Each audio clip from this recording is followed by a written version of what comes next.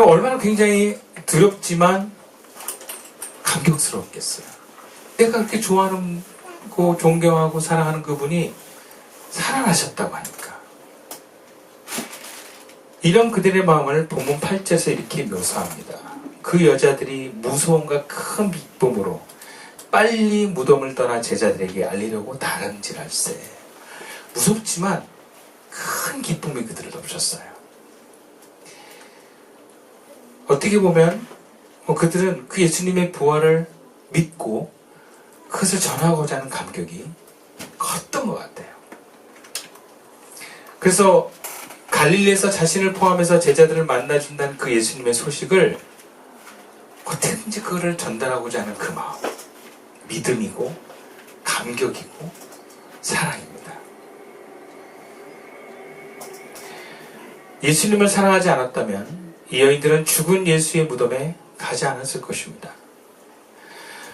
예수님을 사랑하지 않았다면 예수님의 부활의 소식이 그들에게 들려지지도 믿어지지도 않았을 것입니다. 예수님이 다시 만나준다는 소식을 믿지 않았다면 그들의 발걸음은 그렇게 빠른 걸음으로 기쁨으로 나아가지 못했을 것입니다. 결국 우리에게 하나님을 향한 믿음, 신앙에서 가장 중요하다고 하는 믿음은 예수님에 대한 사랑으로 열매맺습니다.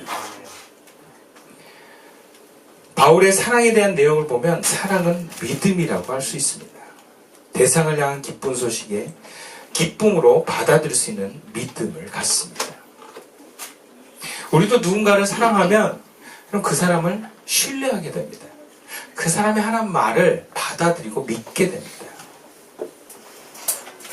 사랑은 믿게 하는 힘이 있습니다. 그래서 우리가 예수님을 믿는 것에는 반드시 주님을 향한 사랑을 전제로 합니다. 예수님을 사랑하지 않으면 예수님이 하나님 되심을 믿을 수 없습니다. 나를 향한 십자가의 죽으심을 인정할 수 없습니다. 결국 주를 위해서 내가 굳이 삶을 희생하고 포기할 이유와 마음이 없어집니다. 그래서 제자로의 삶을 살아가는데 가장 중요한 근본 질문은 바로 이것입니다. 나는 주님을 사랑하는가? 부부 생활에도 가장 중요한 질문이 바로 이것입니다. 나는 아내를 사랑하는가? 나는 남편을 사랑하는가? 물론 여기서 성경에서 말하는 사랑은 아가페입니다. 감정의 충족이나 자기만족, 자연스러움을 전제로 하지 않습니다. 갈릴리에서 약속하신 대로 당신의 제자들을 만났을 때 요한복음에서는 부활 이후 갈릴리에서 만난 베드로에게 예수님은 이렇게 물으십니다. 네가 나를 이 사람들보다 더 사랑하느냐? 그러니까 부활 후에 처음 만난 베드로에게 하신 질문이 너 나 사랑하냐예요. 여러 가지 있을 수 있지 않아요? 야 반갑다. 샬롬 하거나 아니면 너 이놈 새끼 너 내가 온 데서 너 나 모른다 그랬지. 아니면 야 나 부활했다. 나 부활했다. 믿냐? 뭐 이런 여러 가지 얘기가 할 수 있는데 처음 얘기가 뭐냐면 네가 나를 사랑하느냐. 사랑하느냐.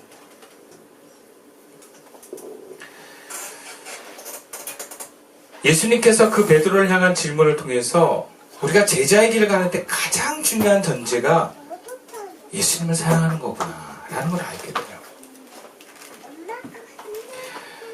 그렇게 사랑하게 된다면 우리는 그 어떤 것보다 우선하고 주를 위해서 그 어떤 것 또한 내려놓을 각오를 하게 되는 것입니다. 근데 많은 이들이 사실은 이런 질문에 당당하게 대답합니다. 내가 주님 사랑합니다. 주님 아십니다. 저도 그런 얘기 많이 들었어요. 성도들에게 저 주님 사랑한다니까요. 아유 목사님이 자꾸 의심하고 그래요. 내가 주님 나 사랑하는 주님 아시는데 주님은 괜찮다 그러는데 목사님이 자꾸 저한테 닥달하세요. 그래요.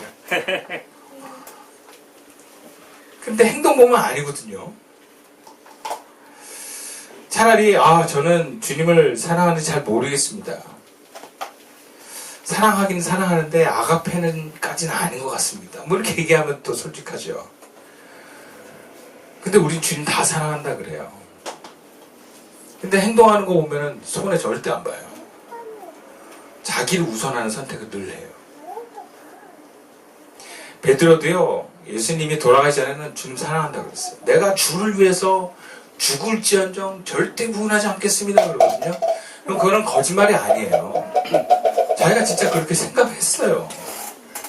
근데 막상 예수님이 잡히고 무기력한 예수님을 보고 사람들이 베드로에게 너 예수의 제자지 막 갑자기 막 들이닥치니까 아니야 막 나 몰라 그렇게 되는 거거든요. 그러니까 베드로가 깨달은 거예요. 나 이거 주님 진짜 사랑한 게 아니었구나. 그래서 요한복음에서 예수님이 너 나 사랑하느냐? 아가페로 물었을 때 베드로가 주님 사랑합니다 하는 걸 필레오로 대답을 해요. 자기가 아는 거야. 난 그렇게 주님을 사랑하지 않는다는 거야. 실제로 많은 성도들은 예수님을 사랑한다고 하지만 아가페로 사랑하지는 않습니다. 여기 무덤가에 간 여인들처럼 더 이상 예수가 자기에게 뭐 해줄 수 없을 때 그를 위해서라면 자기의 전 재산을 털어서라도 이 향품을 사가는 이 여인들의 사랑은 아닌 거예요. 또 자기의 어떤 부와 지위를 위협받을 수 있는 상황에도 총도에 가서 예수를 시신을 내달라 그러고 자기를 위한 새 무덤을 기꺼이 예수님에서 내주는 그런 아리마대 요셉의 사랑은 아닌 거라는 거죠. 그들은 정말 예수를 아가페로 사랑하는 모습이 아닌가. 우리는 그렇게 봐줍니다. 그래서 엄밀히 말하면 우리는 예수를 사랑하지 않습니다. 베드로처럼 양심상 필로의 사랑, 즉 친구의 우정 정도의 사랑으로 예수님을 믿고 섬기는 삶을 살고 있다 하면 그나마 다행인지 모르겠습니다. 그렇다면 우리 이런 의문을 들 수밖에 없습니다. 왜 우리는 예수를 사랑해야 하는가? 왜? 아마 청소년들이 이렇게 물을 거예요. 굳이 왜 내가 예수를 사랑해야 되는가? 심지어는 하나님은 왜 우리에게 사랑을 강요하시는가? 이럴 수 있거든요. 왜 하나님 우리를 강요하시고 그래요? 청소년들, 요즘 청소년들 그래요. 제 그 하루님 얘기로는 요즘 청소년들은 굉장히 거짓이 없대요. 네, 가면 쓰고 얘기하지 않고 그냥 진정성 있게 대답을 아주 담대하게 한다 그러더라고요. 네, 여러 면에서 그렇게 애들이 그렇게 시원시원하게 얘기를 한다는 거죠. 굳이 내가 왜 예수님을 사랑해야 되는가? 뭐 예수를 위해서 내 삶을 그렇게까지 헌신해야 돼요? 이렇게 물을 수 있는 거죠.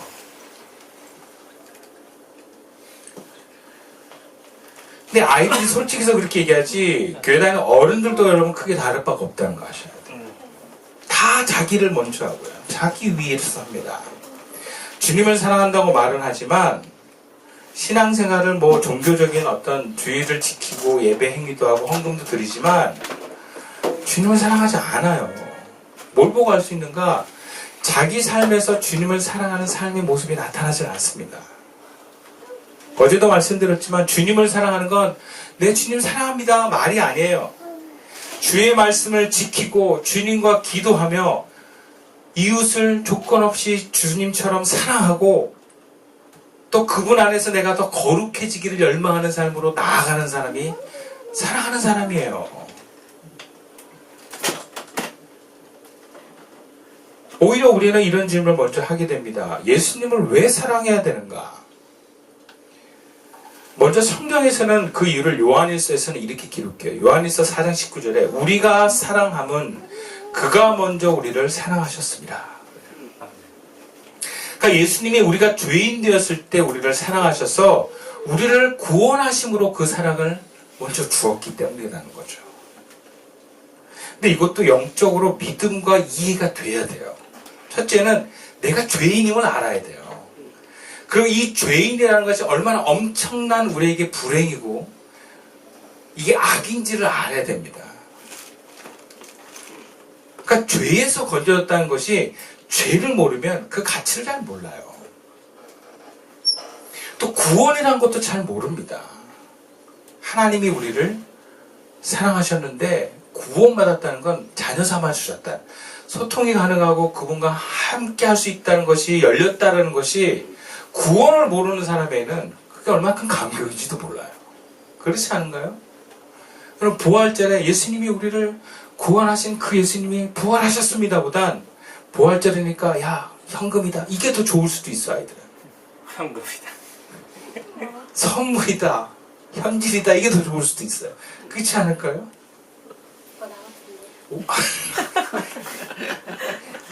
와닿는 게 달라요. 와닿는 게 모르면 와닿는 게 달라요. 근데 하나님의 사랑을 경험해보고 느껴보고 알아보고 살아본 사람은 압니다. 죄인이 뭔지 알고 그렇게 죄인 되었을 때 얼마나 괴로웠는가를 보면 압니다. 여러분 빚에 한번 시달려 본 사람 있어요? 빚쟁이한테 시달린 게 얼마나 괴로운지는 시달려 본 사람은 알아요. 그래서 더 이상 빚이 없어서 나 이제 자유다. 이게 얼마나 큰 감격인지는 빚에 시달려 본 사람은 알아요. 죄인도 마찬가지예요.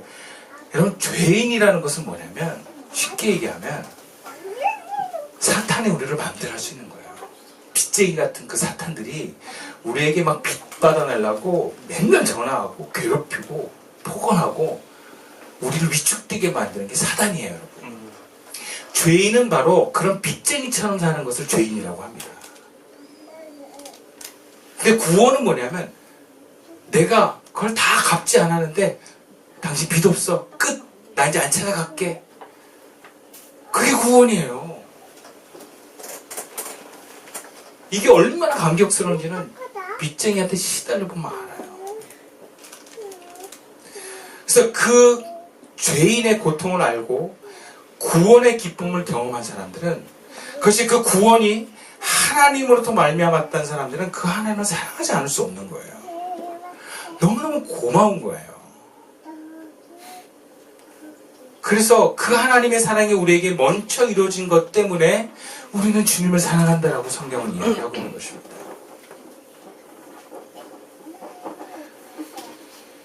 우리가 왜 예수님을 사랑해야 됩니까? 두 번째는 그거야말로 구원받은 하나님의 자녀들이 나아갈 길이기 때문에 그렇습니다. 예수님 제자의 길을 가려면 예수님을 사랑해야만 수많은 어떤 인생의 선택에서 제자로 가는 길을 선택할 수 있습니다. 예를 들자면 가룟 유다는 예수님을 사랑하는 선택을 하지 않았어요. 마지막에는 돈을 사랑했습니다. 그래서 자기 자신을 위한 선택을 했습니다. 예수님 팔아버렸어요. 그럼 가룟 유다처럼 현실적으로 예수가 정말 죽을 거라는 걸 믿고 받아들인 사람이 제자 중에는 별로 없어요. 가룟 유다는 짓지 않았어요.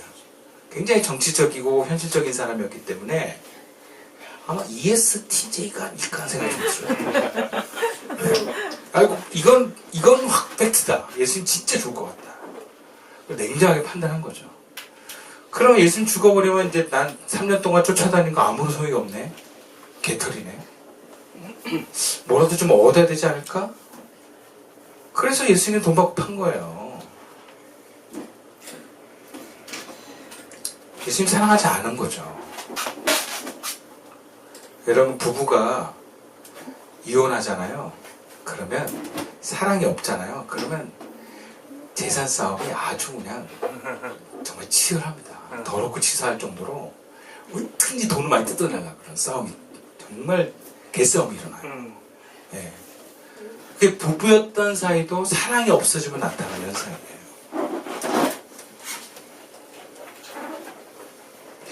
예수님을 사랑해서 부르심과 더불어 예수님의 제자의 길을 갖는 사람은 삶의 목적이 예수님께 있기 때문에 늘 내가 손해보고 내가 유익이 안 돼도 선택할 수 있는 거예요. 그러면서 더 제자의 삶으로 굳어져 가는 것입니다. 결혼도 그냥 하지 않습니다. 직업도 내 마음대로 선택하지 않아요. 그리고 만약에 가게를 해도 그 운영하는 것도 내 마음대로 하지 않아요. 다 주님이 기뻐하시는 길을 가는 선택을 하려고 합니다. 왜? 주님을 사랑하니까. 아멘. 그래서 여러분 가게를 운영하는 사람이 주일날 영업을 안 한다는 건 주님을 사랑하는 굉장히 귀한 모습이에요. 이 주일날 벌어들이는 마진 다 포기하는 거거든요. 어떻게 그럴 수가 있어요?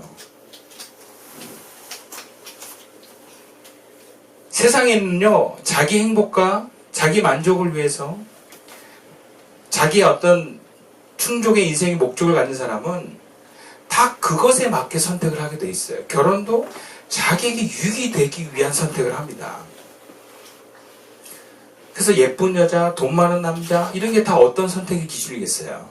다 나를 위한 거예요, 나를. 예쁜 여자 선택하는 걸 조심하셔야 돼요. 그래서 주를 위한 게 아니고 나를 위한 거기 때문에. 그럼 여러분 그 결과는 자기가 톡톡히 받아야 돼요.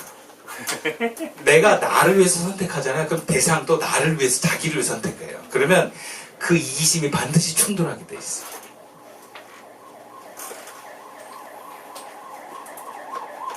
그런데 주님을 사랑하는 사람은 주님을 사랑하는 사람을 만나기를 선택하고 그러다 보면 주님의 뜻을 따라서 상대방을 대하기 시작합니다.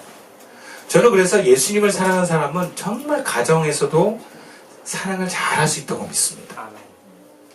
여러분 가정의 삶에 가장으로서 혹은 아내로서 삶을 살아가는 건 끊임없는 아가페 사랑을 요구합니다. 만약에 내 이기심을 채운다면 가정에서는 끊임없이 부딪힐 수밖에 없어요. 근데 아가페 사랑을 주님으로부터 배운 사람은 가능합니다, 여러분. 아내가 나한테 해준 게 하나도 없어도 주님을 사랑하는 마음으로 얼마든지 아내를 사랑할 수 있어요. 남편이 너무 못마땅하고 자기밖에 몰라도 주님을 사랑하는 마음으로 또 사랑하고 헌신할 수 있는 게 남편을 향한 사랑이 가능해요. 그래서 정말 예수를 잘 믿잖아요. 예수를 사랑하잖아요. 그러면 정말 가정이 행복해집니다. 왜? 올바른 사랑을 우리가 예수님께 배우기 때문에 그래요. 그래서 예수 믿고 그리스도의 제자로 바로 살아가기 위해서는 예수님 사랑에만 가능한 거예요. 그럴 때 모든 결과와 의미가 하나님을 영광을 위한 선택이 됩니다. 엄밀히 말하면 부활절도 예수님을 사랑하지 않는 사람에게는 큰 의미가 없습니다. 옛날에 제가 병원에 있을 때 부활절 사람들이 좋아하더라고요. 예수 안 믿는 사람도. 달걀을 막 주니까. 교회에서 얼마나 갖다 주는지 몰라요. 그거 막 안 먹으면 나중에 막 썩으니까 막 치수 넣어가지고 먹었는데 와 정말 교회에서 많이 갖다 주죠. 그 옛날엔 또 뭘 이렇게 그려 그러면 막 사이펜 묻고 막 먹으려면 막 좀 찜찜해. 그래도 공짜로 주는 거 되게 좋아하더라고. 사람들이 부활절 날 와 이거 이게 무슨 의미가 있어요? 계란. 그러나 예수를 사랑하는 사람에게 부활절은요 기쁨의 날인 거예요. 큰 기념일인 거예요. 주님을 사랑하며 그것을 확신하는 기념일 같은 거예요. 마치 우리가 생일을 내가 사랑하는 사람의 생일을 기억하고 축하할 때 갖는 그런 의미와 같습니다. 여러분 예수를 사랑해야 올바른 선택을 합니다. 마지막으로 예수님을 사랑하는 이유는 본문 9절에서 10절 말씀이에요. 예수께서 그들을 만나 이르시되 평안하냐 하시거늘 여자들이 나와 그 발을 붙잡고 경배하니 이에 예수께서 이르시되 무서워하지 말라. 가서 내 형제들에게 갈릴리로 가라 하라. 거기서 나를 보리라 하시니라. 여러분 예수님을 만나는 사람은 예수님을 사랑하는 사람은요 결국 하나님을 만납니다. 분명 천사가 여인들에게는요 예수님의 부활과 갈릴리에서 예수님을 만날 거라고 얘기했어요. 너희들 가는 길에 예수님 만날 거다 얘기하지 않았어요. 근데 계획에 없던 일이 일어난 거예요. 부활하신 예수님께서 친히 가장 먼저 막달라 마리아와 이 마리아에게 나타난 거예요. 그래서 평안하냐 하십니다. 평안하냐. 참 재밌습니다, 여러분. 베드로에게는 사랑하냐 부르시는데 이 여인들은 평안하냐라고 불어요. 물론 이 평안하냐가 샬롬이라는 의미를 갖고 있지만 굳이 예수님은 이 여인들에게 너요 나 사랑하냐고 물을 필요가 없는 거예요. 이미 사랑하고 있는 걸 주님이 아세요. 이미 사랑하고 있는 이 여인들에게 주님이 나타나셔서 평안하냐라고 묻는 건 평안을 주시는 줄로 믿습니다. 아멘. 정말 두렵고 뭔가 긴박하고 그 흥분이 가라앉지 않던 이 여인들은 예수님을 만나고 평안이 찾아옵니다. 여러분 우리가 예수님을 만난다는 건 하나님을 만나는 것입니다. 그리고 그 하나님을 만나는 건 죽어서 천국에서 만나는 것이 아닙니다. 우리가 예수님을 사랑하고 그분을 열망하면 오늘 우리는 하나님을 만나는 줄로 믿습니다. 오늘 예배 가운데 하나님을 만나는 줄로 믿습니다. 우리가 기도하는 가운데 그 하나님을 만나는 줄로 믿습니다. 그는 우리에게 평안이 옵니다. 여러분, 왜 평안이 없습니까? 하나님을 못 만났기 때문에 평안이 없는 거예요. 여러분, 아무리 힘든 상황에서도 하나님 만나면 평안이 있습니다. 아멘. 저도 개인적으로 병원에서 입원했을 때 너무 불안하고 두려웠어요. 전 목이 생명같이 여기는 성악하는 사람인데 목을 수술해야 되는 상황에서 얼마나 두려웠는지 몰라요. 너무 두려워서 제가 펑펑 울었어요. 근데 주님을 부를 때 그 주님이 그 중환자실에 저에게 오셨어요. 근데 갑자기 싹 두려움이 사라져요. 얼마나 평안했는지 몰라요. 결과가 잘 될 걸 믿는 평안함이라 결과와 상관없는 평안함이 오더라고요. 주님, 제가 목소리가 사라져도 괜찮습니다 라는 고백을 저도 모르겠어요. 제가 죽어도 좋습니다 라고 고백을 했어요. 그 평안이 너무 감격스럽고 가득하니까 두려움이 없더라고요. 제가 몇 년 전에 경제적으로 어려울 때 도저히 가만히 있지 못하겠네요. 집에서 그냥 계속 누워있거나 아니면 또 어머니가 또 집에 있으면 저를 평화롭지 못하게 만드니까 나가야 됐어요. 그러면 막 속이 막 너무 답답하고 힘드니까 산으로 갔어요. 산으로 가면 기도하는 거예요. 주여. 그래서 계속 걸으면서 주님 하고 부르면 그 산에서 주님 저를 만나주세요. 그러면 평안한 거예요. 그렇게 두려울 때마다 주님을 부르고 주님은 저를 만나주셔서 평안함을 이루고 또 그 다음날 또 평안롭지 않으면 또 주님을 부르고 그래서 계속 주님을 만나는 경험을 했어요. 그러니까 나중에는 좀 평안이 자리를 딱 잡더라고요. 여러분, 우리 인생의 가장 의미 있고 소중한 건 하나님을 만나는 것입니다. 아멘. 유대인들은 그 가치를 향해서 평생을 율법을 지키려고 한 거예요. 그 하나님 만나보겠다고. 그래도 그 유대인들은 하나님을 못 만나고 그냥 율법으로 자기를 철저하게 제한하고 지키는 행위로 한 발자국만 다가가는 것에 의미를 부여를 했어요. 그러나 우리가 예수 믿고 부활하셔서 성령이 우리에게 오는 이 시점에는 우리가 주님을 사랑하고 열망하면 그 하나님 우리에게 만나주십니다. 아멘.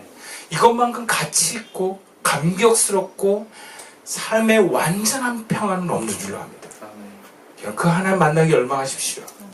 혹시 여전히 두려우십니까? 여전히 앞날이 걱정되십니까? 하나님을 만나기 열망하세요. 예수님을 사랑하십시오. 그럼 하나님이 여러분을 만나주실 것입니다. 그러면 이미 더 이상 문제는 없습니다. 말씀을 마칠게요. 여러분, 부활절을 만져서 주님 우리에게 이렇게 물으시는 것 같습니다. 너는 나를 사랑하느냐? 우리들 모두가 주님을 사랑합니다. 그렇게 고백할 수 있는 귀한 부활절 하루가 될 수 있기를, 또 앞날도 계속해서 더욱 사랑하는 길을 갈 수 있기를 주님의 이름으로 축원드리겠습니다. 기도드리겠습니다.